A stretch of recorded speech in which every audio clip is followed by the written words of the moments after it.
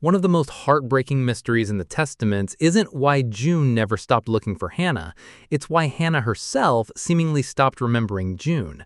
After all, when Gilead stole her, she wasn't a baby. She already had a mother and father. She had a home. She had memories. She even had a different name. So how could all of that simply disappear? How could Hannah Bankole grow up into Agnes McKenzie and barely remember the life she once had?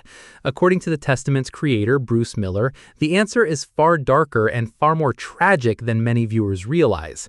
Because Hannah's missing memories aren't just about time passing. They're about trauma, isolation, and a society designed to erase the past. Before getting into the video, let's quickly recap where Agnes stands in the story. Viewers of The Handmaid's Tale already know that Agnes McKenzie is actually Hannah Bankole, the daughter of June Osborne and Luke Bankole. Years earlier, Hannah was taken away after the rise of Gilead and placed with Commander Mackenzie and his wife, Tabitha. She was given a new life, a new family, and eventually a new identity. By the time of the Testaments, Agnes knows she was born before Gilead, and she knows her biological mother was a handmaid. However, because of the propaganda she has grown up with, she views that part of her past through Gilead's twisted perspective. What she doesn't seem to remember are the details of the life she once had, and that's what has puzzled fans for years. Many viewers have asked the same question. Hannah wasn't an infant when she was kidnapped. She was old enough to speak, old enough to know her parents, old enough to form memories. So why doesn't she remember June and Luke? Why doesn't she remember her own name? Bruce Miller revealed that this wasn't something the writers took lightly. In fact, they spent a great deal of time trying to understand the situation from Hannah's perspective. Rather than making assumptions, they researched real-life cases involving children who had gone through severe trauma. They spoke with experts who deal with children separated from their parents, and looked at historical examples where entire groups of children had been forcibly removed from their families. The goal wasn't to create a dramatic television twist. They wanted Agnes's story to feel realistic. And unfortunately, reality itself is heartbreaking. Trauma can have a profound effect on memory. In many cases, memories don't simply disappear, but they become buried or fragmented. Sometimes people suppress painful experiences without even realizing it. The brain essentially protects itself. Losing her parents wasn't just a sad event for Hannah. From her perspective, her entire world collapsed. Everything familiar vanished. She lost her home, her family, and eventually even her name. Over time, Hannah became Agnes. And perhaps one of the saddest parts of all is that no one around her was trying to preserve who Hannah used to be. Think about it. Nobody in the McKenzie household was sitting down with Agnes and showing her old family pictures. Nobody was telling her stories about June and Luke. Nobody was reminding her that she once had a completely different life. In fact, the exact opposite was happening. Gilead was encouraging her to embrace her new identity and forget everything that came before. Identity itself depends heavily on repetition.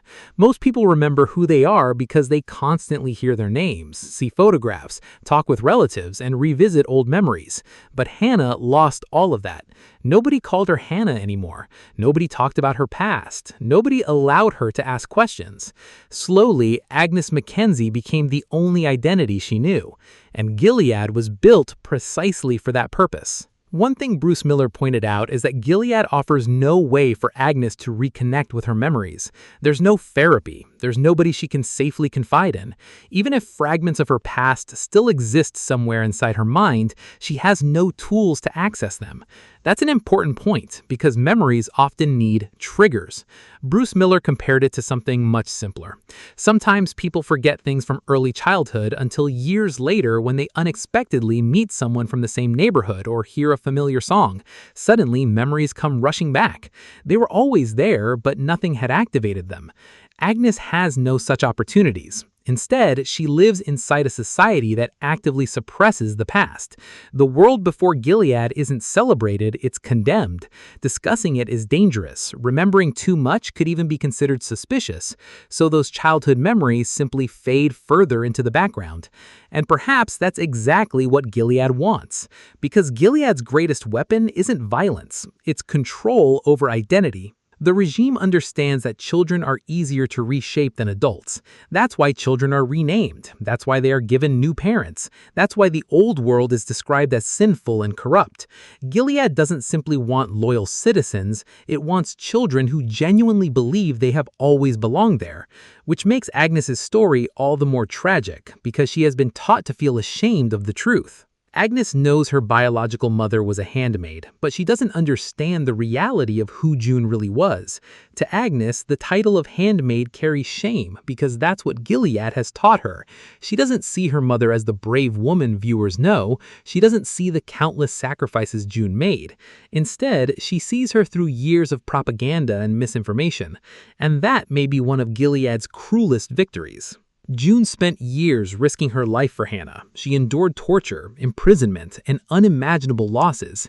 Yet the daughter she loves has grown up believing that her mother's past is something disgraceful. That's devastating. What's even more tragic is that Hannah actually saw June again after being taken away. Fans remember the unforgettable reunion in Season 2 of The Handmaid's Tale. June was allowed to see Hannah inside that glass enclosure. For viewers, it was emotional because we knew how desperately June had fought for that moment. But from Hannah's perspective, the situation was terrifying. Years had passed. She had been raised by another family. Suddenly, this strange woman appeared and overwhelmed her with emotions she couldn't fully understand. Hannah wasn't rejecting her mother out of cruelty, she was frightened and confused. And by the time they met again years later, things had changed even more. June was pregnant and dressed in handmade red. Trauma and time had changed her appearance. As Bruce Miller himself pointed out, she probably didn't even look like the same person Hannah remembered. For viewers, we immediately recognize June. But for a child whose memories have faded, that connection may not be so obvious. This actually makes those reunion scenes even more heartbreaking when you look back on them now, because June recognizes Hannah instantly, but Hannah no longer fully recognizes June. And that's not because she stopped loving her mother, it's because trauma and years of separation changed everything. Yet despite all of this, pieces of Hannah may still remain beneath the surface. Memory is strange. People often remember emotions long after specific details disappear. They may forget faces or names, but certain feelings stay with them: love and comfort. Perhaps that's why some moments in the Testaments feel so important. Throughout the story, Agnes occasionally shows instincts and emotions that suggest something deeper remains inside her. It's almost as if Hannah Bankole never completely disappeared. She was simply buried beneath years of conditioning. And that brings us to one of the darker comments Bruce Miller made. He admitted that personally, he believed Gilead would probably go even further. He suggested that a regime like Gilead might use medication to help suppress memories. According to him, this possibility emerged during discussions with experts familiar with traumatic situations and oppressive systems. However, it's very important to understand something. This has never been confirmed in either The Handmaid's Tale or the Testaments. There's absolutely no evidence that Hannah or other children were drugged. This was Bruce Miller's personal belief about what such a regime might do, not an established fact within the story. But the fact that he even considered the possibility tells us something terrifying about Gilead itself. Because honestly, would anyone be shocked? This is the same society that tears children away from their mothers, the same society that publicly executes people, the same society that institutionalizes cruelty in the name of religion. Compared to everything else Gilead has done, the possibility doesn't feel impossible. But even without that theory, the truth remains disturbing enough anyway.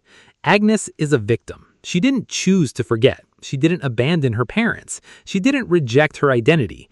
Everything around her was designed to make Hannah Bankole disappear and Agnes McKenzie take her place. And yet, despite all of that, June never gave up. That's perhaps what makes June such an extraordinary character. While everyone around her saw Agnes McKenzie, June never stopped believing that Hannah still existed somewhere beneath that identity. Even after years of separation, even after heartbreaking reunions, and even after countless failures, she continued fighting because she refused to believe her daughter was truly gone.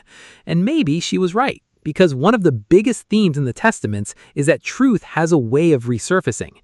Memories may fade, but they are not necessarily destroyed. Identities may be buried, but they are not always erased. Love itself can survive extraordinary circumstances. Perhaps that's why the arrival of Daisy becomes so important. Perhaps that's why Aunt Lydia's role matters so much. And perhaps that's why the story of Agnes ultimately becomes one of rediscovery rather than tragedy. Because Gilead succeeded in stealing Hannah's childhood. It succeeded in giving her a new name. It even succeeded in making her forget much of the life she once had. But there may be one thing Gilead was never powerful enough to erase completely: the bond between a mother and her daughter. And maybe that's why even after all these years, June never stopped fighting. Because somewhere deep inside Agnes McKenzie, Hannah Bankole was always still there. She was simply waiting for someone to help her remember.